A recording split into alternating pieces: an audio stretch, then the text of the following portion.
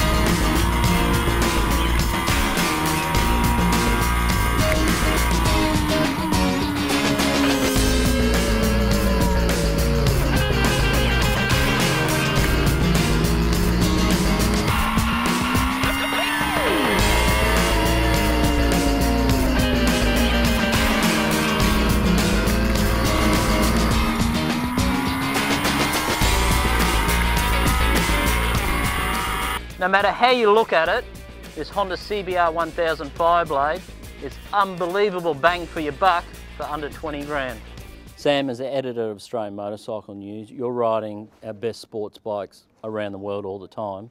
What are your thoughts on the Fireblade? Well, just like the 2011 model before it, there's not a lot of fruit on it compared to some of the other bikes. They've got all the traction controls and gyroscopes and all sorts of amazing stuff.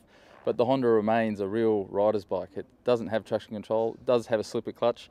And around here at Phillip Island, it's just, you know, if you're a rider, you really enjoy riding this bike because the chassis is so good. The engine's got mid-range, so it is forgiving. And when you really get the thing wound up, hold on. What's your thoughts? Where do you think it fits in the market compared to some of the bikes that have got more electronics on them?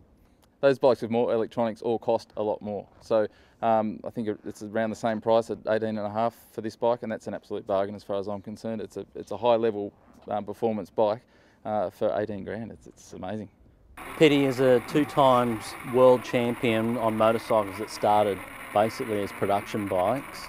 It's phenomenal now that a standard 1000cc road bike, a Fireblade like this at a launch, how good they are. Yeah, they're closer and closer to what we raced, I suppose. That gap is getting smaller and smaller, and you can jump on these things now and get them around at a pretty good pace. That's not that far away from the superbike times. The chassis are stiff enough. You can slide them. You can do whatever you want, and that was never a confidence thing on the production bikes before. You always needed them a bit stiffer and change the suspension. But yeah, we haven't changed anything today, and you can just go out there and smoke up the tyres and have a bit of fun with it. Have you seen much leak through now into the production bikes from your years of racing? With slipper clutch and all the different things that are coming through now for the road bikes. Yeah, it's you sort of jump on these now and you don't even think about how's it going to be when I go into the turn and bang it down through the gearbox and let the clutch out. You just sort of jump on them and ride them, and they don't actually do anything wrong. So it's sort of questions you don't even have to ask the guys, because they got all the features that the superbikes have got on them, and you just ride them, and they're so easy and forgiving to ride, and they do everything right. In the world of MotoGP, we hear and talk about traction control all the time. Well, this Honda CBR1000 Fireblade for 2012 doesn't have any of those gimmicks, but some of the other manufacturers that compete against this bike do. If you think that you really need it and you're not going to buy this bike because of it, I think you're a lunatic. But if you do track days and you seriously think it's going to make you faster, we've got the solution. Through our business, MotorLogic, who's contracted by Honda to run that superbike team for them, we develop a lot of different stuff for our customer network. And for the CBR1000, we develop there's a unit we use called a bike interceptor. It's a piggyback unit to the standard ECU. And alongside that, we're developing a traction control program, a speed shifter option. So these are all bolt-on options that can just simply plug and play onto the bike and bring it up to the same level as the competitors.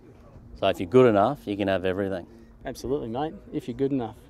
Glenn, as the marketing manager for Honda Australia, it was 4 years ago, as I mentioned earlier, that I was here for the CBR1000 launch. For me, it was a massive advance in this motorcycle.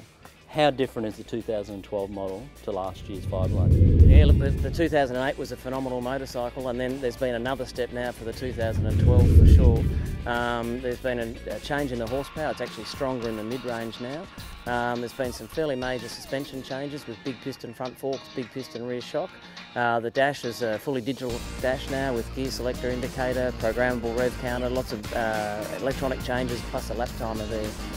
Also, you'll notice the wheels are all new as well, which look pretty trick, and they're now at 12 spokes.